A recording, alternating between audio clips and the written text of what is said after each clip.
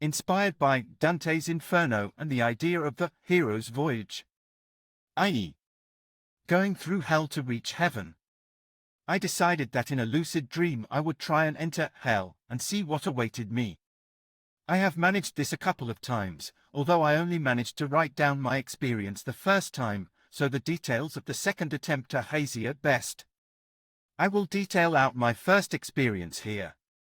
I won't bore you with the details of how the dream became lucid or the run-up to the entry to hell, as they aren't entirely relevant. So, let's begin where it is relevant. I found myself in a street full of dead people. Although they were very much alive and walking around, so I suppose a street full of spirits might be a better definition. I was wondering why all these people in the afterlife spent their time walking around this plain old street when they had the whole universe to explore. With this thought I flew into the sky with the intention of exploring the stars, but very quickly changed my mind and decided to descend instead. I flew back to the ground and forced my way through the concrete road, although it took quite some time to get through.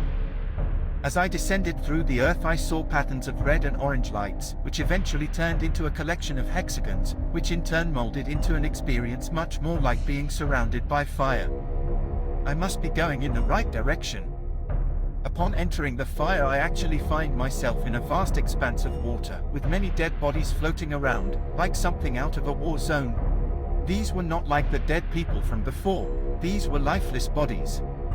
I started to swim towards the land and came across a man swimming while holding his wife, a kid, and a baby.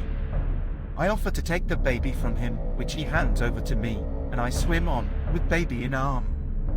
The baby had a cut in its head, with a piece of glass sticking out. I'm sure there is some deep symbolism here, but haven't worked it out yet. I swim quickly to the shore, but by the time I arrive the baby has vanished. From here I sense the presence of some dark creatures, feminine in nature and with black claws, something like the demidogs from the second series of Stranger Things, although this dream occurred years before that was released. A calm female voice instructs me how to go about avoiding these creatures, which involve traversing the rim of a hole, much like the edge of a volcano. The being falls in the hole after some snake wave-like movements from myself. Next I found myself in a cave, and a wizard with a purple robe and some metal armor was walking calmly towards me.